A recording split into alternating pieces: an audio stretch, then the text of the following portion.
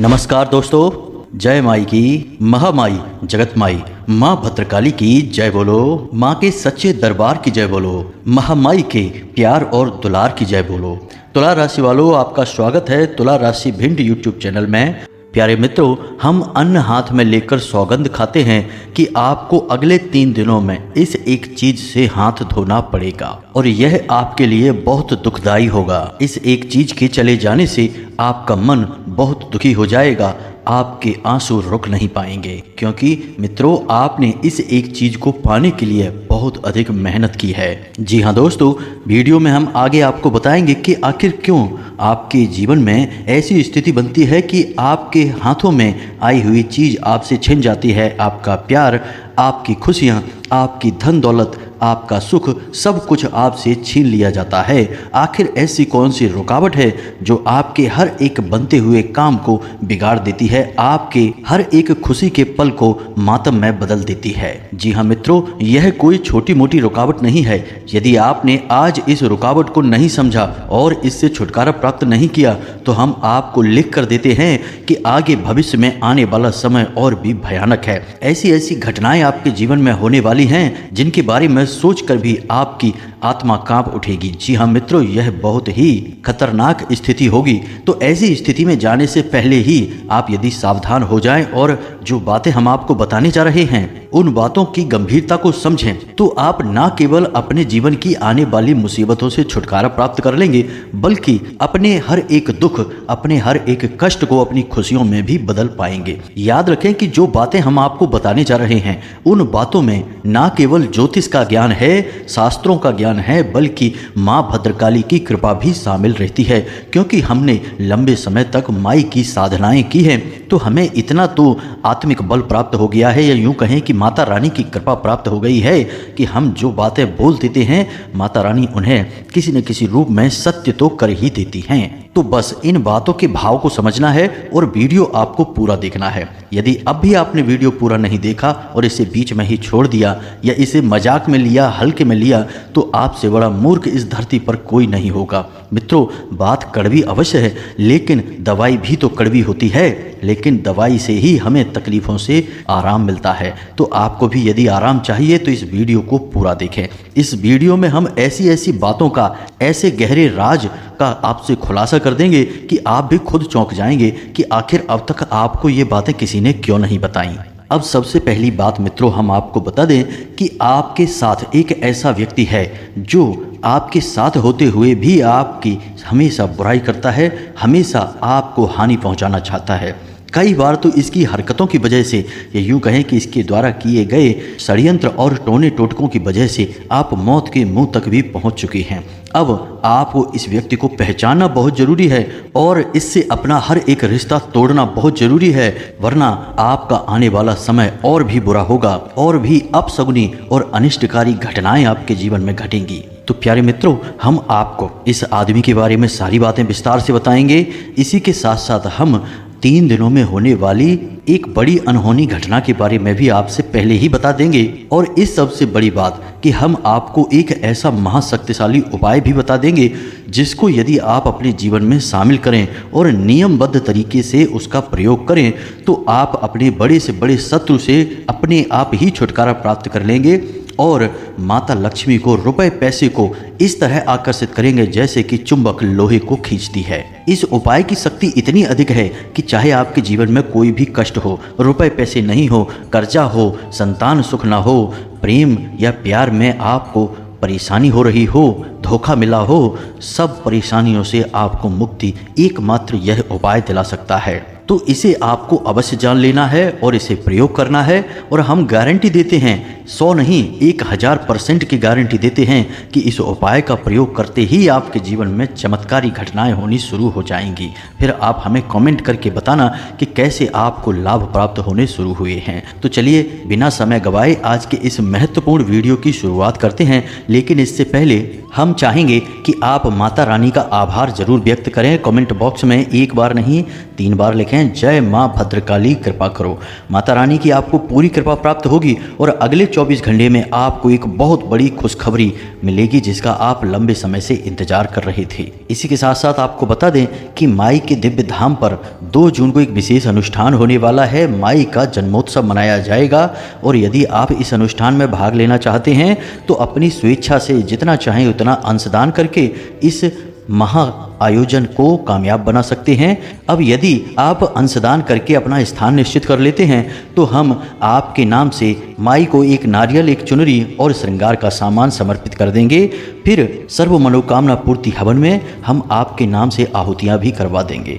इस प्रकार आपके जीवन में जो भी समस्याएं होंगी, बाधा होंगी, उन सब समस्याओं से आपको मुक्ति प्राप्त हो जाएगी, क्योंकि फिर आपने माई के हृदय में, माई के धाम में अपनी जगह निश्चित कर दी है। माई की कृपा पाने का यह एक अद्भुत मौका है, इसे हाथ से जाने मत देना।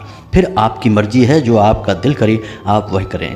चलिए मित्रों, अब आगे बढ़ते हैं और आपको बताते हैं कि अगले 3 दिनों में कौन सी अनहोनी घटना आपके साथ होने वाली है और कौन सी ऐसी वह चीज़ है जो आपसे छिन जाएगी, आपको जिससे हाथ धोना पड़ेगा, जिससे आपको बहुत अधिक तकलीफ होगी। अब दोस्तों ध्यान से समझिए, वैसे तो आपकी राशि में ग्रहों की स्थिति सामान्य बनी हुई है, आपको कोई विशेष नुकसान नहीं है, लेकिन 2 ग्रहों की एक ऐसी युति बन रही है जो आपको आने वाले समय में बहुत नुकसान पहुंचाएगी, खास तौर से आने वाले 3 दिनों में। यह युति है शनिदेव और राहु की। जी हाँ मित्रों, शनिदेव आपको पूर्ण दृष्टि से देख रहे हैं, हमने अपने पिछले वीडियो में भी आपको इसके बारे में बताया था, और राहु भी आपके ऊपर आंशिक प्रभाव छोड़ रही हैं। अब राहु एक ऐसे तीव्र ग्रह हैं जो अगर आंशिक प्रभाव भी छोड़ेंगे तब भी मति भ्रम हो जाएगा और आप उल्टे सीधे फैसले लेंगे और अपने जीवन को खुद ही अपने हाथों से बर्बाद कर बैठेंगे।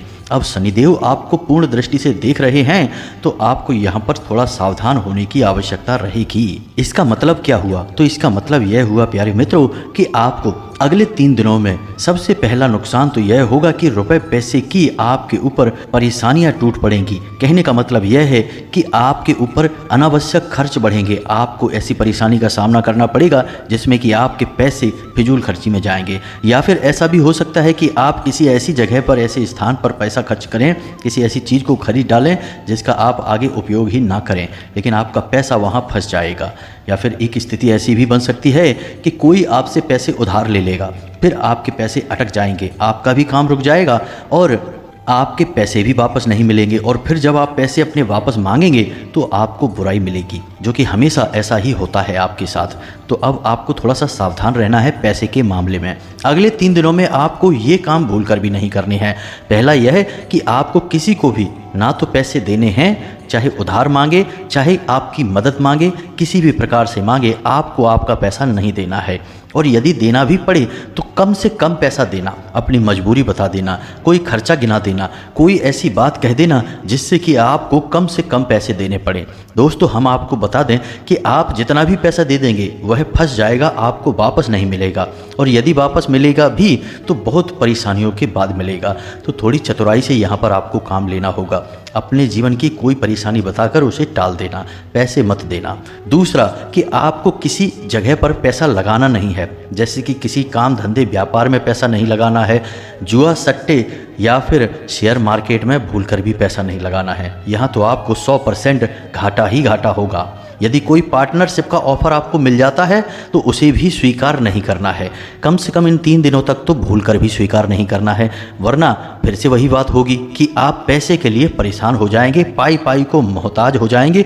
जो भी आपकी पैसे हैं, आपकी जमा पूंजी है, कब गायब हो जाएगी आपको पता भी नहीं चलेगा, और आप बस यह सोचते रह जाएंगे कि आखिर पैसा कैसे गायब हो गया, कैसे आपके हाथों में आई हुई लक्ष्मी बाहर निकल गई, आपको तो पता भी नहीं चला। अब दूसरी आपको सावधानी ये रखनी है कि आपको किसी के द्वारा कही गई बात को अपने दिल पर नहीं लेना है। दोस्तों हम आपको बता दें ये आपके ऊपर राहु आंशिक दुष्प्रभाव दे रहे हैं, तो अब इससे कोई सामान्य सी बात भी कहेगा तो वह आपके दिल में छप जाएगी, आपके दिल में लग जाएगी और आपको लगेगा कि यह ऐसा क्यों बोल रहा है। फिर आप उसी बात को लेकर बैठे रहेंगे या फिर आप बहस करेंगे और झगड़ा होगा। आपका समय, आपकी ऊर्जा, आपका पैसा सब कुछ बर्बाद होगा।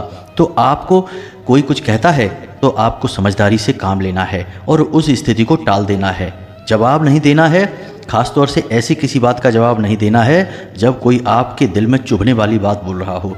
दोस्तों जब ग्रहों की स्थिति अनुकूल नहीं होती है तब अक्सर ऐसी परिस्थितियां बनती हैं जो कि आपको उकसाने का कार्य करती हैं, और यदि आप भावनाओं में बह जाते हैं तो अपना नुकसान खुद ही करवा बैठते हैं। अब स्थिति कई प्रकार की होती है। कभी आपको ऐसे मौके मिलेंगे, आपको ऐसा लगेगा कि यहाँ पर पैसा लगाते हैं तो तुरंत पैसा डबल हो जाएगा, कई गुना पैसा बढ़ जाएगा, व्यापार हो जाएगा, बिजनेस बड़ा हो जाएगा।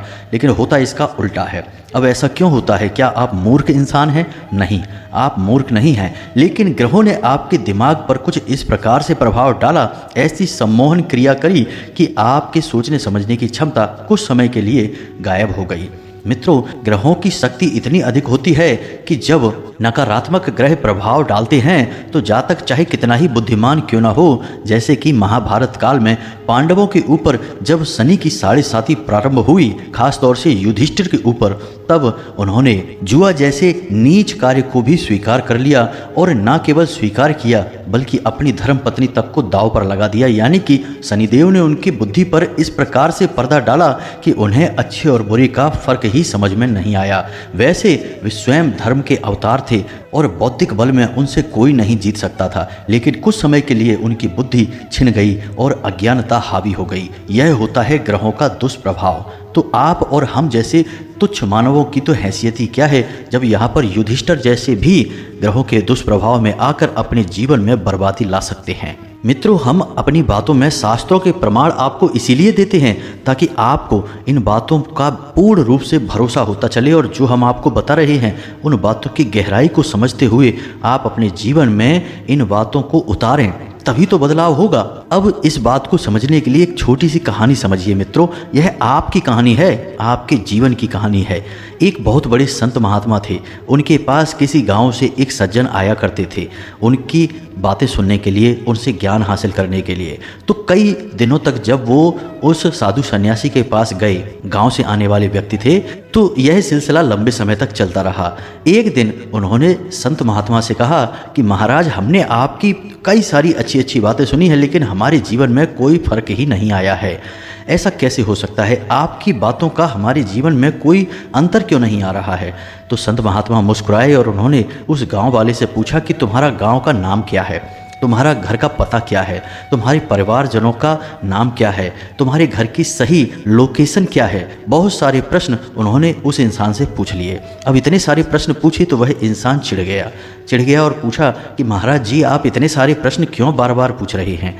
तो महाराज जी ने कहा कि तुमने मुझे सारी जानकारी दे दी, अपने घर की अपनी सही लोकेशन दे दी, अपने घर जाने का रास्ता बिल्कुल बारीकी से समझा दिया।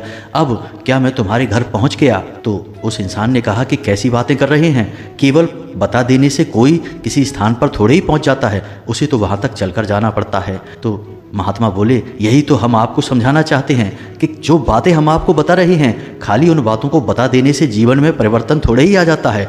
उन बातों को मानना भी पड़ता है, जीवन में उतारना भी पड़ता है। तो यही बात तो हम आपसे कहना चाहते हैं कि हम जो उपाय बताते हैं, जो ज्ञान की बातें बताते हैं, उन बातों को खाली सुन लेने से जीवन में परिवर्तन नहीं आ जाएगा। उन बातों को आपको जीवन में भी उतारना पड़ेगा।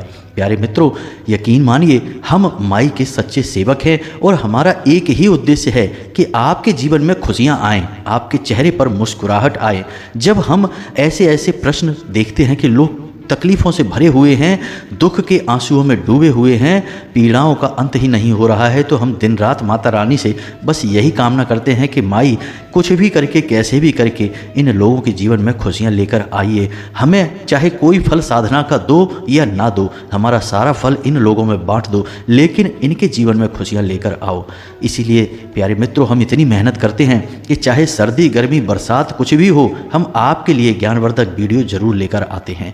अब आप इन्हें अपने जीवन में उतारेंगे, बदलाव तो तभी आएगा। हमारा काम जितना है उतना हम करेंगे, आप अपने हिस्से का काम नहीं करेंगे तो फिर आप हमें कमेंट करके बोलेंगे या हमें मैसेज करेंगे व्हाट्सएप पर कि हमारे जीवन में कुछ भी नहीं बदला, हमारे जीवन में इतनी तकलीफ़ें क्यों हैं। तो फिर हम क्या कर सकते हैं, भगवान भी क्या कर सकते हैं। तो मित्रों, इस बात की गहराई को समझिए। बातें सिर्फ बताने के लिए नहीं होती हैं, अमल में लाने के लिए होती हैं। उम्मीद है कि आप हमारी भावनाएं समझ चुके होंगे। तो अब आपको क्या क्या नहीं करना है, यह बात आप अच्छी तरह से समझ गए। कुछ छोटी छोटी सी बातें हैं जो आपको अवश्य ही करनी चाहिए। सबसे पहला काम कि अगले 3 दिनों तक आपको अपने पूजा घर में पश्चिमी दीवार के पास सरसों के तेल का एक दीपक अवश्य जलाना है, यह शनिदेव को समर्पित होगा। दूसरा कि यदि आप सूर्य को अर्घ देते हैं तो अगले 3 दिनों तक सूर्य को बिल्कुल भी अर्घ ना दें। अब ऐसा क्यों? यह बात अटपटी लगती है, सुनने में लोगों को हजम नहीं होगी कि भाई सूर्य को अर्घ देना क्यों आप रोक रहे हैं, ऐसा तो बहुत ही गलत होगा। सूर्य तो देवता हैं, बिल्कुल सही बात है, सूर्य देवता हैं, उन्हें अर्घ देना चाहिए। लेकिन यदि ग्रहों के नज़रिए से देखा जाए तो शनिदेव और सूर्यदेव में बहुत ही ज़्यादा कठोर शत्रुता है, एक दूसरे के जानी दुश्मन हैं ये। तो जब आप सूर्य को भी साधेंगे, इधर शनि को भी साधेंगे, तो दोनों ही दुश्मन हैं, दोनों आपसे नहीं सधेंगे। तो जब आप शनि के लिए विशेष कुछ कर रहे हैं, शनि की कृपा आप चाहते हैं, तो कुछ समय के लिए सूर्य को आप केवल नमस्कार करें, जल अर्पित ना करें। यह कार्य बहुत आवश्यक है मित्रों। कोई इन बातों को नहीं बताता है, लोग बस सुनी सुनाई बातें कह के चले जाते हैं और फिर लोगों को जीवन में कोई परिवर्तन नहीं आता, क्योंकि असली बात तो बताई नहीं। और असली बात तो वही बताएगा जो कि सचमुच में साधक है, जो कि सचमुच में अध्ययन करता है। तो आपको अगले 3 दिनों तक यह कार्य नहीं करना है। दूसरा कि आपको अगले 3 दिनों में किसी एक भिखारी को पेट भर भोजन अवश्य कराना है, उसे दक्षिणा अवश्य देनी है। कहने का मतलब यह है कि आपको 100% अवसर प्राप्त होगा जब आपसे कोई भीख मांगेगा। रुपए पैसे मांग सकता है, वस्त्र मांग सकता है, या फिर भोजन मांग सकता है। वह जो भी मांग रहा है अपनी क्षमता के अनुसार उसे दीजिए, उसका सम्मान करना, उसे हीन दृष्टि से मत देखना, यह बहुत बड़ी भूल होती है। सम्मान करते हुए उसे संतुष्ट करने की कोशिश करना। यदि आपकी क्षमता कम है तो आप उसे खुले दिल से बताइए। याद रखना कि वह शनिदेव का रूप है, साक्षात शनिदेव है, ऐसा भी कह सकते हैं, क्योंकि भिखारियों के, लेबर वर्ग के और निम्न स्तर के कर्मचारियों के अधिपति शनिदेव ही हैं। तो आपको उसे प्रसन्न कर देना है। आप जैसे ही उसे प्रसन्न करेंगे, शनिदेव अपने आप प्रसन्न हो जाएंगे। तो आप अपनी क्षमता के अनुसार जितना भी उसे कर सकें कर दें, उसके चेहरे पर मुस्कुराहट आ जाए, उसके मन से धुआं निकल जाए, आपका काम बन गया। शनिदेव आपको कभी पीड़ा नहीं पहुंचाएंगे, चाहे कितनी ही कठोर दृष्टि आपके ऊपर क्यों ना पड़ रही हो। अब राहु की भी दृष्टि आपके ऊपर है, तो इसके लिए आप क्या करें? याद रखें कि आप कोई भी जरूरी काम करने चले, जो भी आपका काम हो, जैसे कि आप व्यापार पर जा रहे हैं, काम धंधे पर जा रहे हैं, या फिर किसी विशेष कार्य को करने के लिए जा रहे हैं, तो आपको मन में केवल 8 बार बोलना है, ओम राम राहवे नमः। जी हाँ मित्रों, ओम राम राहवे नमः, यह राहु का मंत्र है। इस मंत्र का उच्चारण आपको 8 बार करना है, मन ही मन करना है, बोलकर नहीं करना है। तो आपके ऊपर राहु की जो कुदृष्टि है वह अच्छी दृष्टि में बदल जाएगी, आपके काम बन जाएंगे। याद रखना, ज्योतिष शास्त्र में एक मशहूर कहावत है कि जिसे राहु मारे उसे फिर कोई न तारे, और जिसे राहु तारे उसे फिर कोई न मारे। यानी जिसके साथ एक बार राहु सकारात्मक हो गए, उसे दुनिया की कोई ताकत मार नहीं सकती है। वह चरम सीमा तक पहुंचेगा, राजा बन जाएगा, और वो भी रातों रात। राहु आकस्मिक लाभ देने के लिए बहुत अधिक मशहूर हैं, तो आपको राहु की कृपा भी प्राप्त करनी ही पड़ेगी। तो यह कार्य राहु के लिए बहुत आवश्यक है। अब आप ध्यान से सुनिए, हम आपको आपके शत्रु के बारे में बताने जा रहे हैं, उसके नाम के बारे में बताएंगे, उसकी पहचान बताएंगे। अब यदि आपने वीडियो को बीच में छोड़ दिया मित्रों, तो आप फिर से वही भूल कर बैठेंगे जो आप हमेशा करते हैं, यानी कि जल्दी का काम शैतान का। आप जल्दबाजी में यहाँ से निकल जाएंगे और फिर से वही होगा जो होता चला आ रहा है, यानी कि केवल जीवन में दुख ही दुख और कष्ट ही कष्ट। फिर बाद में हमें कमेंट करके मत कहना कि गुरुजी हमारे जीवन में इतनी तकलीफें क्यों हैं, दुखों का अंत कब होगा। ध्यान से सुनिए मित्रों, सब दुखों का अंत केवल ज्ञान के माध्यम से ही हो सकता है। तो अब ध्यान से सुनिए, जैसा कि हम देख पा रहे हैं, आपकी राशि को और माई की कृपा की अनुभूति के आधार पर आपके जीवन में 3 नाम के लोग बहुत बड़े शत्रु हैं। इन शत्रुओं से आपको तुरंत पीछा छुड़ा लेना चाहिए। ये तीनों के तीनों आपके ऊपर राहु केतु की तरह मंडरा रहे हैं और आपके जीवन को बर्बाद करना चाहते हैं। आपके अपने ही हैं, आपके आसपास हैं। अब ऐसा हो सकता है कि इन 3 में से कोई 2 नाम का व्यक्ति या फिर कोई 1 नाम का व्यक्ति आपके आसपास हो। यह तो आपके पिछले जन्मों के पुण्य प्रताप पर, आपके देवी देवताओं की कृपा पर निर्भर करता है कि आपकी कितनी रक्षा हो रही है। लेकिन यदि आपके सारे देवता आपसे रूठे हैं, कोई आपके ऊपर विशेष कृपा नहीं कर रहा है, तो आप इन तीनों से ही घिरे हुए हैं। इस तिगड़ी ने आपको बर्बाद कर रखा है, फिर तो आपका जीवन नर्क के समान होगा।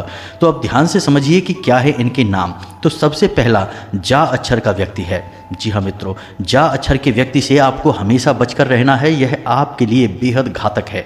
दूसरा, आ अक्षर का व्यक्ति है। जी हाँ मित्रों, जिसका नाम आ अक्षर से शुरू होता है, इस व्यक्ति से आपको बचकर रहना है, यह भी बहुत ही खतरनाक है आपके लिए। और तीसरा, सा अक्षर का व्यक्ति। जी हाँ मित्रों, सा अक्षर का नाम का व्यक्ति हमेशा आपको पीड़ा पहुंचाएगा, कष्ट पहुंचाएगा, कभी आपका भला नहीं कर सकता है। तो अब आप अपने आसपास, अपने रिश्ते नातों में और अपने नज़दीक जिनसे आप दिन रात मिलते हैं, ऐसे लोगों पर नज़र डालिए। और हमने जो आपको बताया है, इस बात को केवल अपने मन में रखिए, गुप्त रखिए, किसी से बताना नहीं, बस अपने मन में आकलन करना। यदि किसी से नाम मिलता है कि जैसे आपके साथ कोई ऐसा व्यक्ति जिसका नाम आ अक्षर से शुरू होता है, तो उस व्यक्ति के बारे में गहराई से विचार करना, सोचना कि उसने आपके साथ क्या किया है, क्या मुसीबत में वह आपके साथ खड़ा था, क्या उसने पीठ के पीछे आपकी बुराइयां की हैं, क्या वह आपकी बातों का मजाक उड़ाता है, क्या वह सचमुच में आपका सच्चा साथी है, शुभ चिंतक है। ऐसे प्रश्न उसके बारे में खुद से पूछना, और हम आपको लिख कर देते हैं कि इसमें से हर एक प्रश्न का जवाब आपके लिए वही आएगा कि वह इंसान आपके लिए अच्छा साथी नहीं है।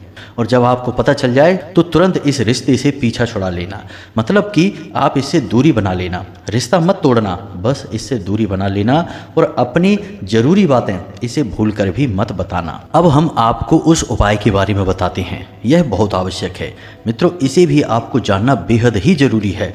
और इन चीज़ों को आपको अपने घर लेकर आना है और इनका विशेष अनुष्ठान के बाद प्रयोग करना है, विशेष स्थान पर इन्हें रख देना है, और आपके जीवन में परिवर्तन आने की शुरुआत हो जाएगी। तो आपने लघु नारियल के बारे में कभी सुना है क्या? यदि नहीं सुना है तो हम आपको बता दें कि यह नारियल का ही एक छोटा स्वरूप होता है। तो यदि आपने लघु नारियल के बारे में नहीं सुना है तो आप जाएं किसी किराने की दुकान पर और उससे पूछें, वह आपको बता देगा लघु नारियल क्या है। बाजार में थोड़ा सा ढूंढेंगे, आपको मिल जाएगा। तो आपको 2 लघु नारियल लेकर आने हैं। जी हाँ मित्रों, ध्यान से समझना है, और इस उपाय को आपको शनिवार के दिन करना है। शनिवार के दिन ही इस उपाय का महत्व है। अब याद रखें कि हम नारियल को इतना महत्व क्यों देते हैं। मित्रों, याद रखना कि नारियल एक ऐसी वस्तु है जो कि अपने आसपास की संपूर्ण नकारात्मक शक्तियों को अपने अंदर खींच लेता है। अब आपने देखा होगा कि लोग नारियल भगवान को समर्पित करते हैं, और जब वे नारियल फोड़ते हैं, यानी साबुत नारियल भगवान को समर्पित किया, जैसे माता रानी को साबुत नारियल समर्पित किया, उसके बाद अनुष्ठान के बाद उस नारियल को वो फोड़ते हैं, और जब वह नारियल अंदर से काला निकलता है, यानी कि खराब हो जाता है, तो लोग खुश हो जाते हैं, कहते हैं कि माता रानी ने नारियल स्वीकार कर लिया है, इसलिए यह नारियल खराब हुआ। मित्रों, हम आपको बता दें कि आपके जीवन में जितनी घोर नकारात्मकता होगी, जितना आपका जीवन भूत प्रेत की शक्तियों से, नकारात्मक ऊर्जा से भरा होगा, आपका नारियल उतना ही काला हो जाएगा। अब हम भगवान को यह खराब नारियल क्यों चढ़ाते हैं? आखिर ऐसा नकारात्मक ऊर्जाओं से भरा हुआ नारियल हम भगवान को देते ही क्यों हैं? यह प्रश्न आपके मन में उठ रहा होगा, तो आप ध्यान से समझिए। भगवान एक ऐसी महाशक्तिशाली सकारात्मक ऊर्जा है जिसके अंदर कोई भी ऊर्जा समाहित हो जाए वह सकारात्मक ऊर्जा में बदल जाती है। जैसे कि हम हवन की अग्नि जलाते हैं तो उसके अंदर हम जो भी डालते हैं वह जलकर भस्म हो जाता है और अग्नि का ही एक रूप बन जाता है। उसी प्रकार कितनी ही नकारात्मक ऊर्जा क्यों ना हो, जब हम उसे भगवान को समर्पित कर देते हैं तो भगवान के पास जाकर भगवान में वह समाहित होकर सकारात्मक ऊर्जा बन जाती है। भगवान को इससे कोई फर्क नहीं पड़ता है। भगवान महाशक्तिशाली हैं, परम शक्तिशाली हैं, तो आपकी नकारात्मक ऊर्जा से उन्हें कोई फर्क नहीं पड़ेगा। भोले बाबा ने तो कालकूट विष को भी पी लिया था, तो आपकी नकारात्मकता क्या है? इसीलिए लोग भगवान को नारियल समर्पित करते हैं, और जब नारियल काला होता है तो असल में यह उन लोगों के जीवन की घोर नकारात्मकता है। इसी वजह से नारियल काला पड़ जाता है, और जब भगवान को वह समर्पित हो गया तो यानी उनके जीवन की नकारात्मकता भगवान में समाहित हो गई और भगवान की सकारात्मक ऊर्जा उनके जीवन में समाहित हो गई। इसलिए हम नारियल भगवान को समर्पित करते हैं। जी हाँ मित्रों, याद रखना कि कई मंदिरों में, जैसे भैरव बाबा के मंदिर में, लोग शराब चढ़ाते हैं। कुछ लोग तो और भी चीज़ें चढ़ाते हैं, उनके बारे में हम नहीं कहना चाहते, शराब के बारे में बताते हैं। तो लोग असल में इन चीज़ों का महत्व न समझकर इससे मौज मस्ती की चीज़ें बना देते हैं। तो जो शराब नहीं पी रहे हैं वो भी अपनी शराब भगवान को चढ़ाने चले जाते हैं। कितनी बड़े मूर्ख हैं। अब आप समझिए कि भैरव बाबा एक ऐसी महाशक्ति है, ऐसे देवता हैं जो आपकी पूरी नकारात्मकता को, आपके सारी दुष्ट प्रवृत्तियों को अपने अंदर समाहित कर लेते हैं और आपको सकारात्मक बना देते हैं। अब कोई व्यक्ति है जो शराबी है, शराब पीता है, वह जाएगा भैरव बाबा को और अपनी शराब उन्हें दे देगा और शराब से छुटकारा प्राप्त कर लेगा। इसी प्रकार यदि कोई गलत आदत आपके पास है तो आप वह भैरव बाबा को दे दो और भैरव बाबा अपनी सकारात्मक ऊर्जा आपको दे देंगे। याद रखना, भैरव स्वयं भोले बाबा का ही स्वरूप हैं। तो आप अपनी नकारात्मक गलत आदतें, गलत सोच, गलत विचार सब कुछ भगवान को दे दो और भगवान के सकारात्मक विचार, सकारात्मक ऊर्जा अपने जीवन में ले लो। यही है इस क्रिया का मतलब। लेकिन लोग जो शराब नहीं पीते वे भी भैरव बाबा पर शराब चढ़ा रहे हैं, यह तो मूर्खता हो गई। तो ऐसा नहीं करना चाहिए। लोग समझते नहीं हैं बातों को, बस यूं ही पागलों की तरह फॉलो करने में लगे हुए हैं। हम आपको सारी बातें गहराई से बता रहे हैं। तो अब यहाँ पर आपने सारी बातें समझ ली कि क्यों नारियल चढ़ाते हैं, क्यों भैरव बाबा पर शराब चढ़ाते हैं। अब आपके उपाय की बात करते हैं। तो आपको 2 लघु नारियल लेकर आने हैं। जी हाँ मित्रों, अब आपको ये दोनों लघु नारियल लाकर अपने पूजा घर में माता काली के या माँ भद्रकाली के चरणों में रख देना है।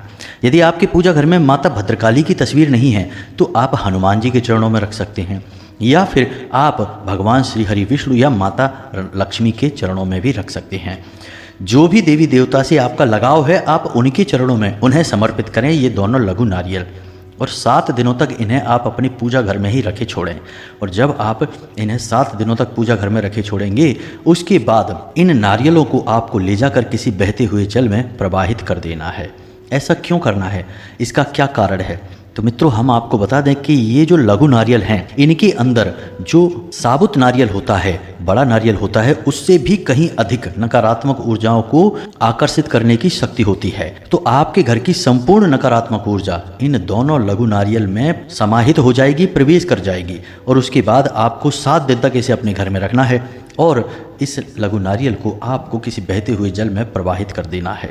आप जब बहते हुए जल में प्रवाहित करेंगे तो आपके घर की नकारात्मक ऊर्जा प्रवाहित हो जाएगी और उसके बाद आपको फिर से यही 2 लघु नारियल लेकर आने हैं बाजार से और फिर से इनके साथ वही क्रिया करनी है। यानी हर 7 दिनों में आपको लघु नारियल का 1 जोड़ा लेकर आना है। अब जैसे हम बड़ा नारियल 1 चढ़ाते हैं वैसे ही लघु नारियल 2 चढ़ाते हैं। जी हाँ मित्रों, अब जब हमारे जीवन की नकारात्मक ऊर्जाएं उन लघु नारियल में समाहित हो जाएंगी तो वे हम बहते हुए जल में प्रवाहित करते हैं। और बहते हुए जल में जब हम प्रवाहित करते हैं तो शास्त्रों में लिखा है कि बहते हुए जल में प्रवाहित की गई कोई भी चीज़ दिव्य शक्तियों को समर्पित हो जाती है। इसीलिए आपने देखा होगा कि देवी देवताओं का विसर्जन बहते हुए जल में ही किया जाता है, उन्हें प्रवाहित कर दिया जाता है, क्योंकि वे जिस दिव्य धाम से आए हैं उसी दिव्य धाम में वापस चले गए हैं। तो आपने ये नारियल देवी देवताओं को समर्पित किए, बाद में ये आपने बहते हुए जल में प्रवाहित कर दिए, यानी कि उन्हीं के दिव्य धाम में उन्हें पहुंचा दिया। अब आप फिर से नए 2 नारियल लेकर आए और फिर से आपने यही क्रिया की। हर 7 दिनों तक आपको यही क्रिया करनी है। कोई मंत्रोच्चारण नहीं, कोई अनुष्ठान नहीं, कोई कार्य नहीं, बस रखिए और उसके बाद ले जाकर विसर्जित कर दीजिए।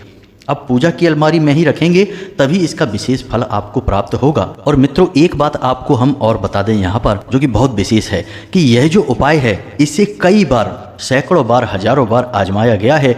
और जैसे ही लोग इस उपाय को करते हैं तो पहले 7 दिनों में ही उनके जीवन में परिवर्तन होने शुरू हो जाते हैं। घटनाएं अच्छी घटनी शुरू हो जाती हैं, शुभ समाचार मिलने शुरू हो जाते हैं। और किसी भी प्रकार का यदि दोष लगा है, चाहे पितृ दोष हो, चाहे राहु दोष हो, चाहे किसी भी प्रकार का दोष हो, काल सर्प दोष हो या फिर पितृ दोष हो, सारे दोषों की शक्ति कम होने लगती है और जीवन में आनंद बढ़ने लगता है। तो बस आप इस उपाय को करिए, फिर इसके कैसे प्रभाव हुए इसके बारे में हमें कमेंट करके बताना। अब इसी के साथ साथ आज के इस वीडियो से विराम लेते हैं। पूरे भक्ति भाव से कमेंट बॉक्स में जय मां भद्रकाली कृपा करो अवश्य लिखना। आपके जीवन में निश्चित ही खुशखबरियां आएंगी, हमें पूरा भरोसा है। माई के दिव्य अनुष्ठान में भाग लेने के लिए आप अंशदान भी करना और इस कार्यक्रम को सफल अवश्य बनाना। मिलते हैं अगले ज्ञानवर्धक वीडियो में, तब तक के लिए धन्यवाद। हमेशा हंसते रहें, मुस्कुराते रहें, माता रानी की आपको पूर्ण कृपा प्राप्त होती रहे। इसी के साथ जय माई की, जय मां भद्रकाली।